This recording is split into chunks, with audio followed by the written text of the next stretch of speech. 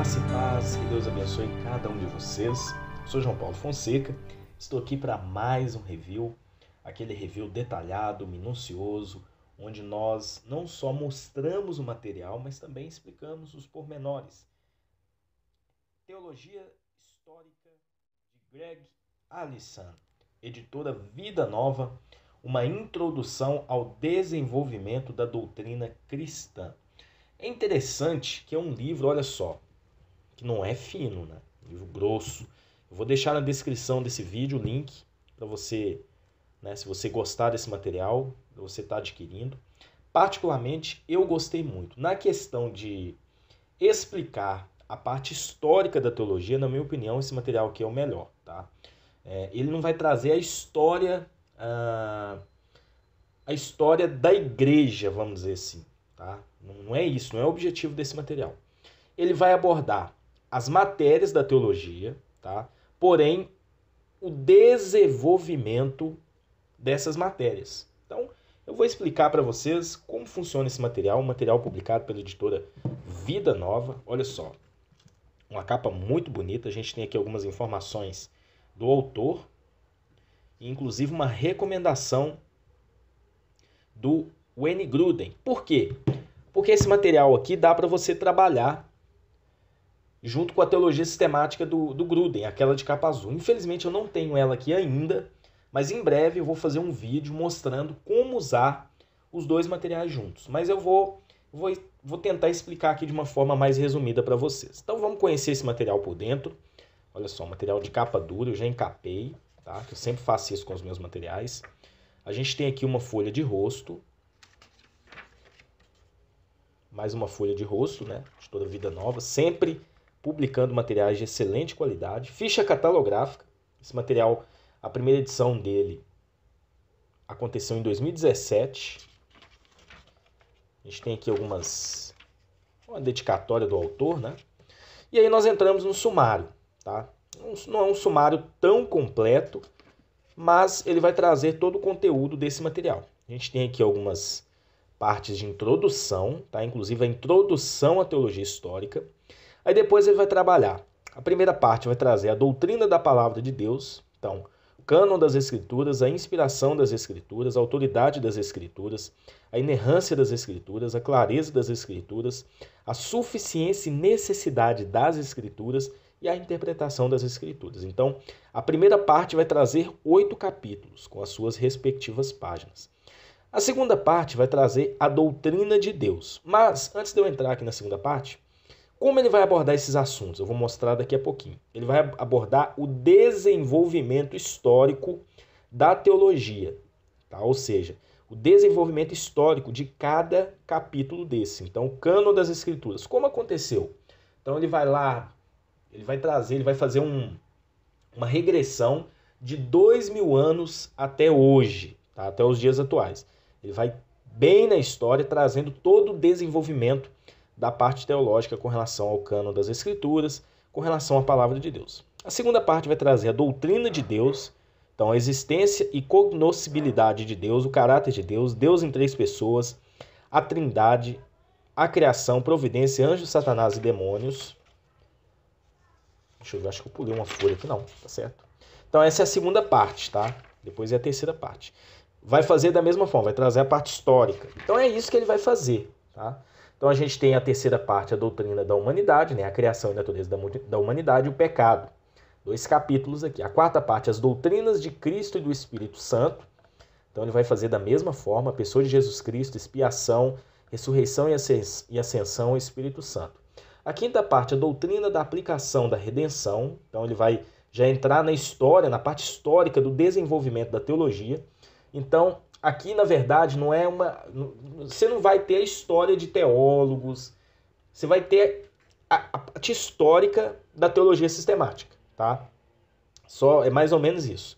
Então, isso é uma teologia histórica. Vai abordar todo o desenvolvimento histórico das matérias da teologia sistemática.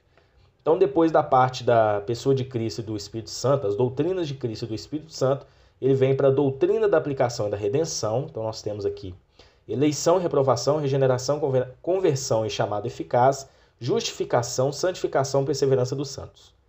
Depois a doutrina da igreja, então vai abordar a igreja, governo eclesiástico, batismo, ceia do Senhor, adoração. E a doutrina do futuro, que é a escatologia, toda a parte histórica. Tá? Vamos então para o conteúdo. A gente tem aqui autorizações, né? Evidentemente.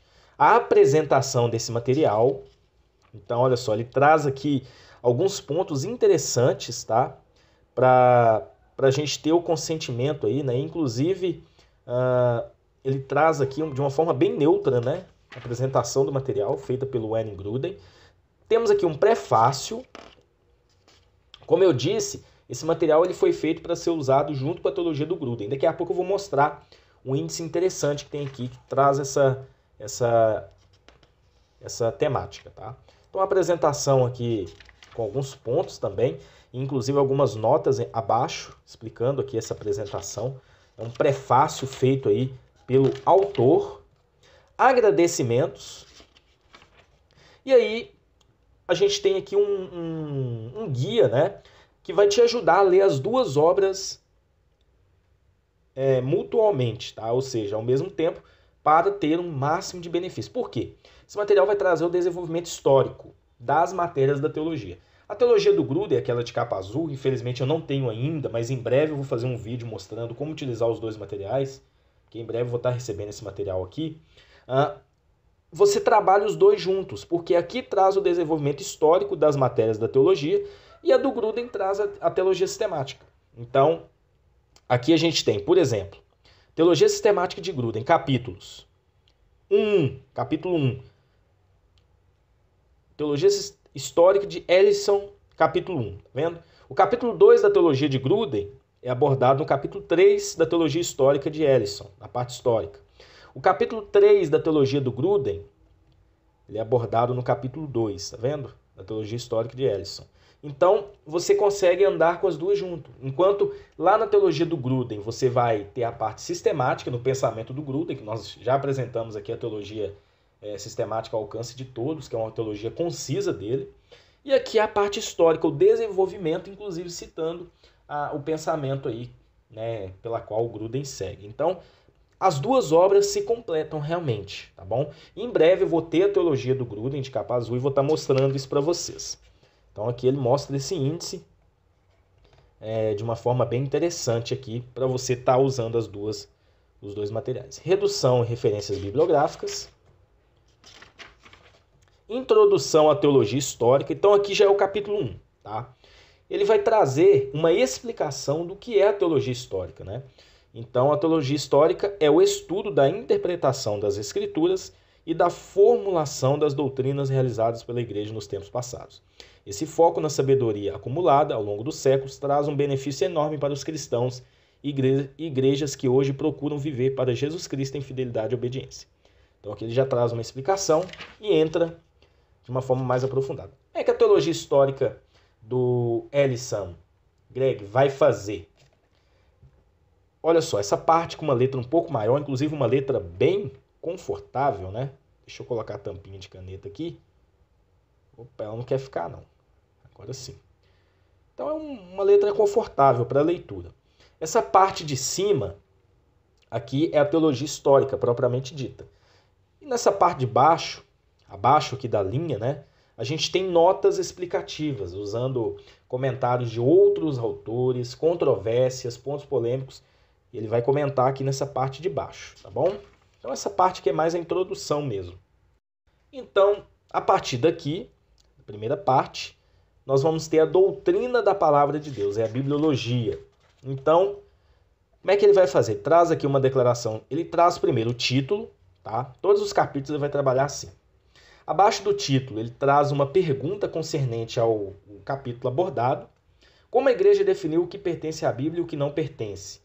Então ele vai trazer, olha só, uma declaração de fé, de uma forma bem ortodoxa, tá? Que é o pensamento geral de todas as denominações cristãs evangélicas, tá? Que é uma teologia evangélica, lembrando, uma teologia histórica evangélica, mas que traz a abordagem católica também, mostrando o pensamento, o desenvolvimento histórico, né, da teologia, que passou pela Igreja Católica também. E aí ele vai trabalhar o cânon na Igreja Primitiva, ele vai trazer a parte histórica, tá? Todo o desenvolvimento histórico, com algumas notas abaixo. Então ele vai fazer isso por todos os livros. É interessante que aqui a gente tem a gente viaja na história, né, de todo o desenvolvimento. Ele traz citações de outras fontes, né, pais da igreja. Olha só, o cânon hebraico de acordo com o Talmud. E ele vai trazendo todo um desenvolvimento. O cânon muratoriano, olha só, 1700 depois de Cristo, 170 depois de Cristo, perdão. Aí a gente tem todo o desenvolvimento, século 3, século 4, Atanásio. Então ele vai seguindo por toda a era da igreja, dos pais da igreja, né? Depois a era da patrística, até chegar nos dias atuais. Então é dessa forma que ele vai fazer, olha só. Trazendo aqui Jerônimo, Agostinho, o cânon na Reforma Protestante. Geralmente ele vai trabalhar dentro desses princípios, tá? Era apostólica, né? A igreja primitiva, os pais da igreja, a época da patrística, Idade Média, na Reforma e pós-Reforma são os pontos que ele trabalha, e também o período moderno. Então ele cobre cerca de 2000 anos da história da teologia, mas ele não vai abordar a teologia de uma forma geral, ele vai trazer a parte histórica das matérias da teologia sistemática. Isso que eu achei interessante. É a proposta desse material, tá bom? Então, olha só, ele vai seguindo, falando um pouco aqui mais do cânon das Escrituras. Capítulo 3, a inspiração das Escrituras. A mesma coisa, ele vai seguir da mesma forma. Traz aqui uma pergunta concernente ao capítulo, uma declaração de fé, que é um ponto interessante, porque traz assim o ponto-chave da ortodoxia bíblica, tá? Da ortodoxia correta de toda a teologia. E depois ele vai abordar a inspiração, começando na igreja primitiva, como eu disse. Ele faz isso em todos os capítulos. Então ele segue essa abordagem. Aqui tem uma nota, né, explicativa de outro autor. Ele sempre faz isso. A inspiração das escrituras na Idade Média, Reforma e pós-Reforma. Olha só, muito conteúdo. E no período moderno, tá bom? Então, ele vai fazer isso em todas as matérias, como eu disse para vocês. Aqui o capítulo 4, né, autoridade das escrituras. Então ele segue aqui. Como a igreja veio a crer que a Bíblia é a palavra de Deus? Declaração de fé, que é uma declaração bem ortodoxa, como eu disse para vocês.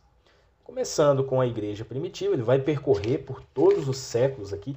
Não é um material assim muito exaustivo, não é um material que tem uma linguagem difícil, pelo contrário. E uma coisa que eu achei interessante é que ele aborda de uma forma bem clara, tá? Bem objetiva, mas não sendo também muito concisa. Capítulo 5, a inerrância das escrituras, né? Vai seguir o mesmo padrão, trazendo todo o desenvolvimento do pensamento histórico-teológico, trazendo, inclusive, pessoal, trazendo aquelas posições que foram consideradas heréticas. Ele vai trazer aqui também nesse material. Capítulo 6, a clareza das escrituras. Então, olha só. Trazendo aqui todo o desenvolvimento, desde a era primitiva até os tempos modernos. A suficiência e necessidade das escrituras.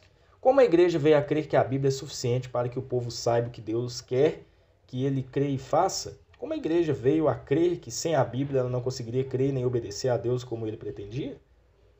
Então aqui ele vai fazer uma abordagem desde a igreja primitiva até o período moderno, citando o liberalismo também, tá? O liberalismo teológico, que não crê sim na inspiração plena das escrituras, né? Então ele vai abordar, olha só, aqui passando pelo período já pós-reforma, Calvino, entrando aqui no período moderno, falando um pouquinho do liberalismo, e aí alguns autores que trouxeram equilíbrio a essa situação. Capítulo 8, a interpretação das escrituras. Então ele vai trazer todo o desenvolvimento histórico de uma interpretação correta. Essa pergunta aqui é interessante, porque todo o material vai te levar a entender como a igreja veio a interpretar a Bíblia, por exemplo, a pergunta. Então, o que será abordado nesse capítulo te levará a entender, tá, o que essas perguntas aqui, são duas perguntas, né? Qual é a resposta para elas? Então, é interessante. Depois que você lê o capítulo, você volta a essa pergunta, você vai saber responder. Segunda parte, a doutrina de Deus. Então, agora vai entrar na parte, saindo das escrituras, nós vamos caminhar agora para a teontologia, né? Que é o estudo sobre Deus, né? Olha só, como a igreja demonstrou a existência de Deus? Como ela viu a possibilidade de conhecê-lo? Então, como eu disse, todo o capítulo vai te levar depois a responder essas perguntas, tá bom? Então, olha só, começa na igreja primitiva, pensamento de Tertuliano, Inácio de Antioquia, Clemente de Roma, etc. Aí vai caminhando até chegar aqui à Idade Média, tá bom? Finalizando com Agostinho e entrando na Idade Média, período da patrística. Olha só, segunda via de Aquino, a via do movimento, entrando aqui na escolástica, né? Interessante, olha só, trazendo aqui muito conteúdo, informação, assim, muito interessante. Então, você estudando esse material com uma teologia sistemática, você vai ficar fera, tá? Porque para você entender, por exemplo, você vai estudar aqui sobre a existência de Deus. Aí você entra lá na teologia sistemática e fala assim, mas como é que esse autor chegou a essa posição? Por exemplo, você está estudando na teologia do Gruden, teologia sistemática do Gruden. Então você vem na teologia histórica, faz a leitura do capítulo junto com o capítulo da teologia sistemática e você vai ter esse entendimento como se desenvolveu o pensamento teológico que está sendo abordado. Bom, então aqui tem o desenvolvimento pós-reforma e na reforma e também no período moderno. Capítulo 10, o caráter de Deus. Como a igreja veio entender como Deus é. Como ela definiu os vários atributos de Deus. Isso também é muito interessante. Olha só, trazendo aqui todo o pensamento, tá? Seguindo. Geralmente são os mesmos autores do passado, né? Que desenvolveram pensamentos diferentes, inclusive citando aqueles que desenvolveram pensamentos heréticos. E por que eles são heréticos? Capítulo 11 é muito interessante. Deus em três pessoas, a Trindade. Como a igreja veio a entender que Deus é três pessoas, mas um só Deus? Então aqui a gente tem na igreja primitiva todo esse pensamento. E o interessante é que no período da igreja primitiva, né, até ali o período de Agostinho, várias pessoas surgiram negando a doutrina da Trindade. Então aqui o desenvolvimento histórico aqui é essencial para a gente entender quando surgiu a doutrina da Trindade, como foi esse desenvolvimento, tá bom? Quais foram as heresias que surgiram, né, que até hoje, infelizmente, influenciam aí alguns ramos dentro do cristianismo, né? Algumas seitas seguem esse pensamento, olha só. Trindade na Idade Média, reforma e pós-reforma. Nesse período aqui já não tivemos problemas quanto a isso, porque as ideias que surgiram posterior a isso são ideias que vieram lá do período da patrística, que muitas pessoas, Sabélio, entre outros, vieram com ideias aí heréticas com relação à Trindade. É muito importante quando a gente vai estudar a Trindade, a gente entender essa parte histórica, para a gente entender, peraí, mas esse pensamento surgiu na Igreja Católica? Surgiu onde? Então, a gente tem todo o entendimento aqui, tá bom? Capítulo 12, a criação. Como a Igreja veio a entender que como e quando Deus criou o universo? É a pergunta que te leva a estudar o capítulo e você mesmo entender qual é a resposta disso, tá bom? Então aqui o desenvolvimento começa desde a igreja primitiva e segue por quase 2000 anos até o nosso período atual. Inclusive alguns pensamentos que surgiram, né, ao longo dos tempos, né, na questão lá do evolucionismo. Então olha só, a criação divina no período moderno. Então a gente tem uns pensamentos que não são ortodoxos, que surgiram aí de filosofias e etc. E aqui tem toda uma harmonização, olha, a evolução e o cristianismo, que uma coisa não caminha com a outra. Eles mostram essa perspectiva de uma forma muito interessante também. E aí o capítulo 13, a providência, como a igreja vem entender a obra contínua de preservação e governo divino na criação. Como desenvolveu suas perspectivas do decreto de Deus. Como a igreja lidou com o problema do mal. Então, toda a história do desenvolvimento da questão da providência divina, desde os tempos apostólicos, né, pós-apostólico, até os dias atuais. Capítulo 14, como a gente viu lá no índice, né, vai abordar anjos, satanás e demônios, como a igreja veio a entender, e é sempre uma pergunta, como a igreja veio a entender os anjos e o papel por eles desempenhado. Então, a matéria angeologia, todo o desenvolvimento histórico também, olha só, questão da dimensão espiritual. É um material formidável, pessoal. Material formidável.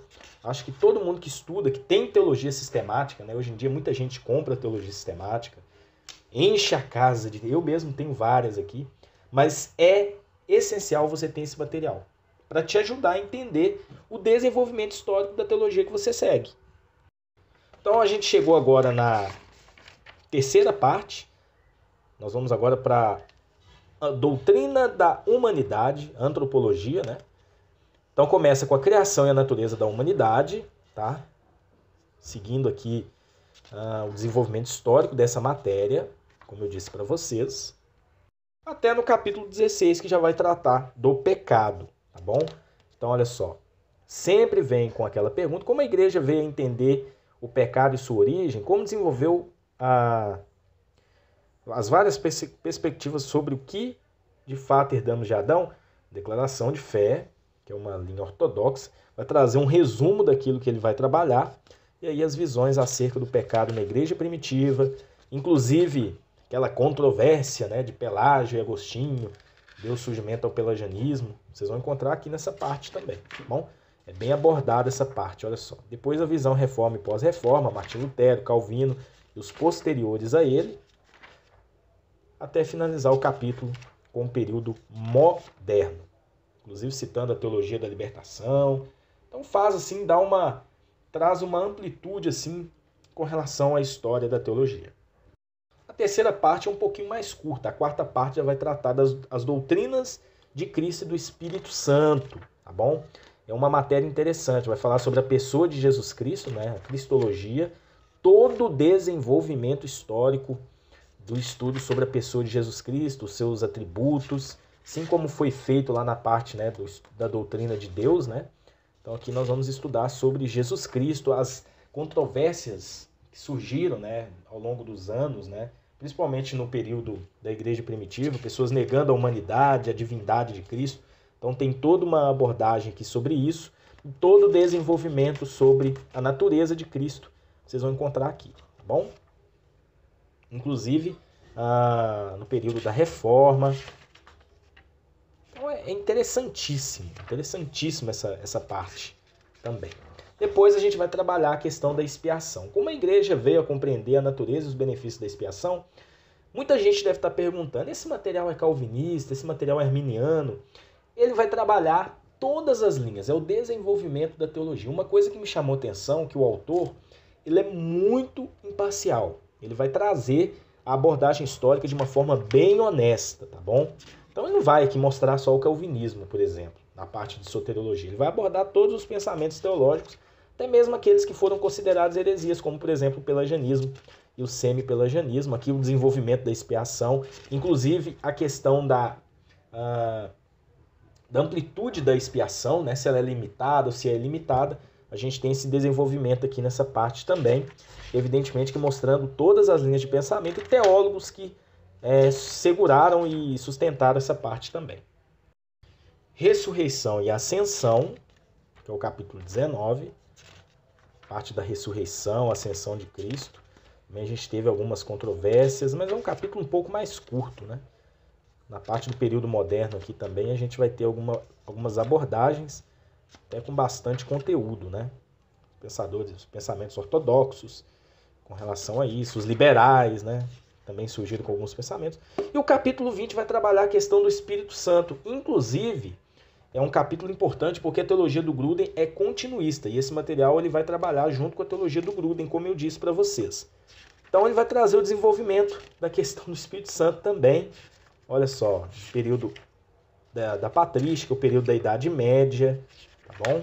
Olha só, o período da Reforma e pós-Reforma, falando da obra do Espírito Santo, falando um pouquinho a respeito daquilo que o Espírito Santo faz na vida do convertido, do crente, e também a questão do desenvolvimento dos dons do Espírito também. Ele vai abordar, inclusive aqui citando um pouquinho da questão do movimento carismático e pentecostal.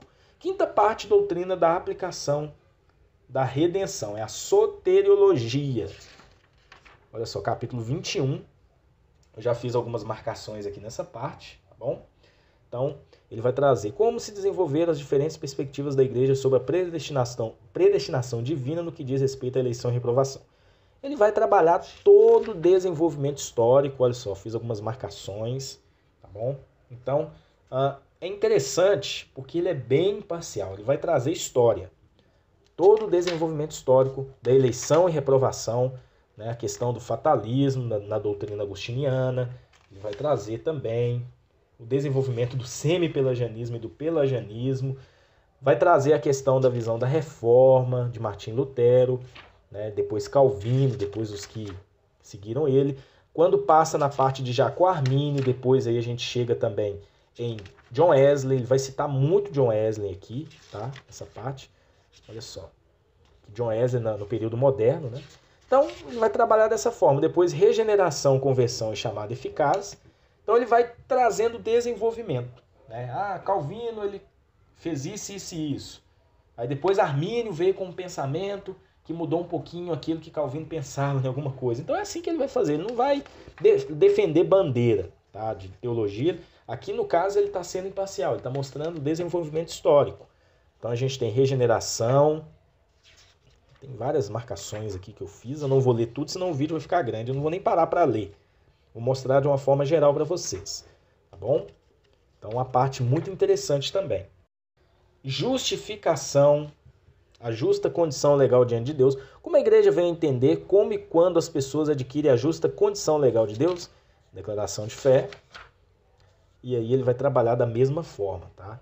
Mostrando desenvolvimento, mostrando o que aconteceu quando a igreja se tornou religião oficial do Império Romano e desenvolvimento até a reforma protestante também, tá?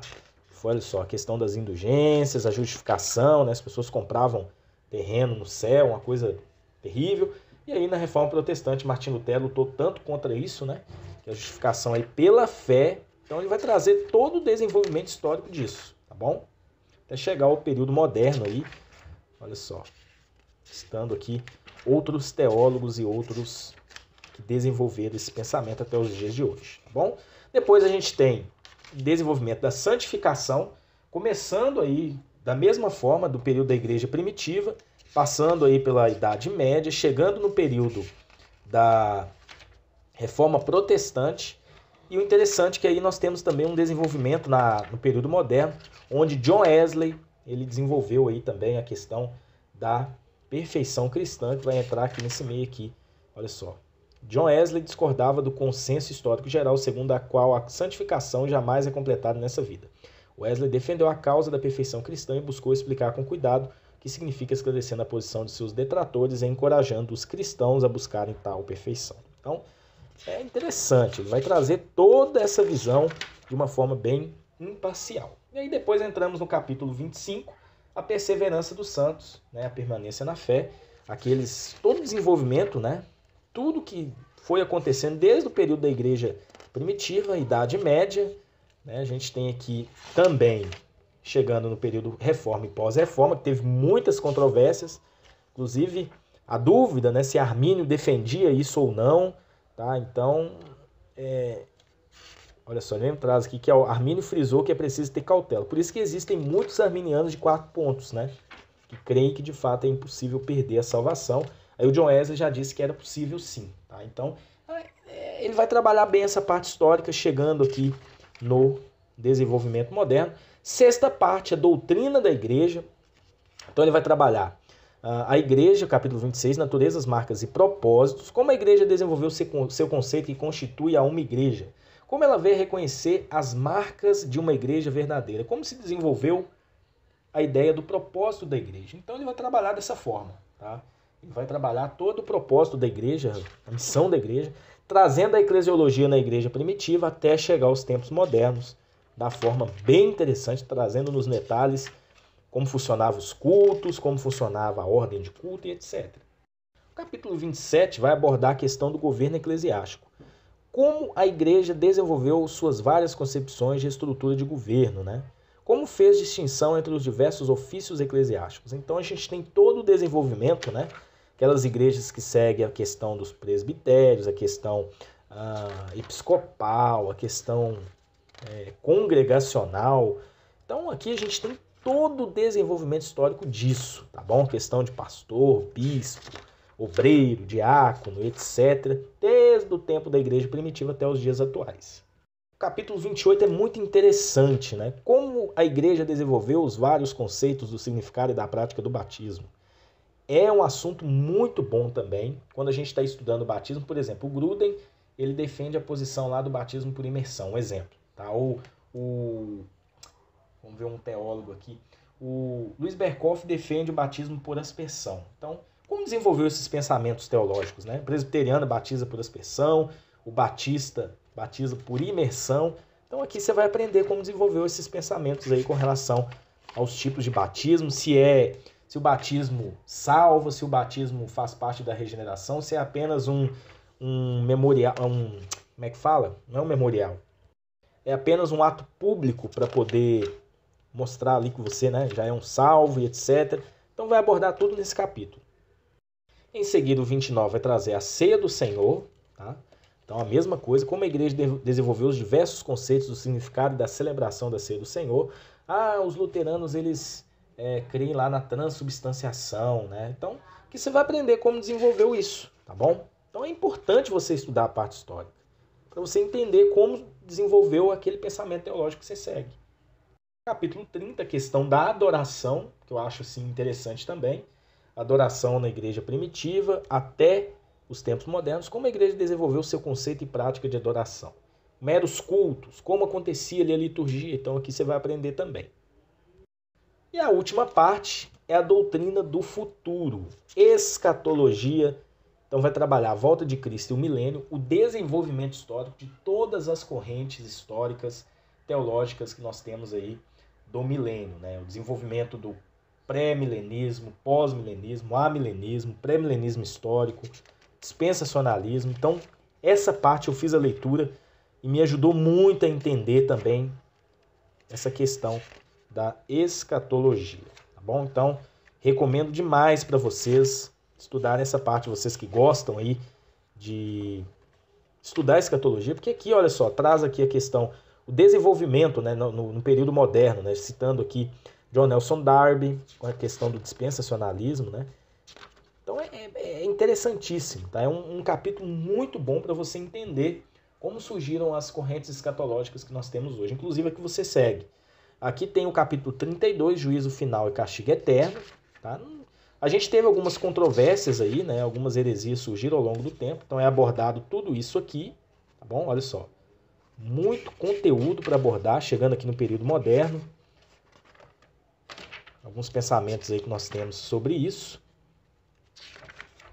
Olha só, muito conteúdo, né? Muito conteúdo. Capítulo 33, Novo Céu e Nova Terra.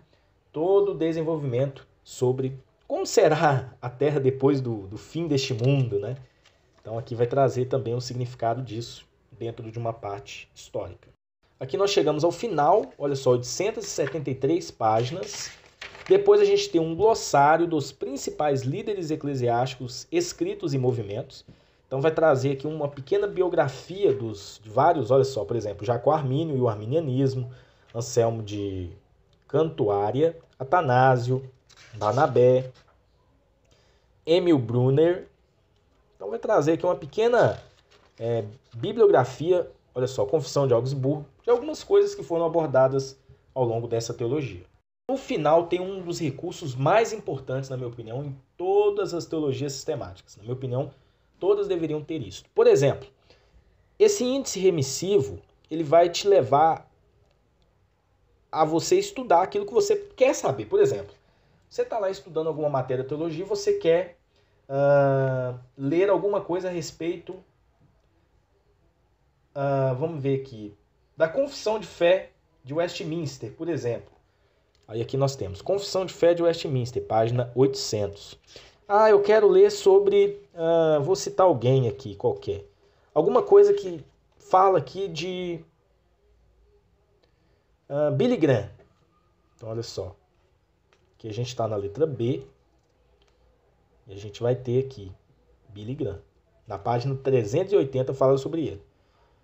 Então, vocês entendem que ela vai encaminhar vocês nas páginas onde tem esse estudo. Eu quero saber sobre os anabatistas. Quem eram eles? Qual o desenvolvimento histórico deles? Você vem no índice remissivo, procura na letra A, é como se fosse um dicionário, né? Anabatistas. Todas essas páginas aqui vão falar sobre eles, tá?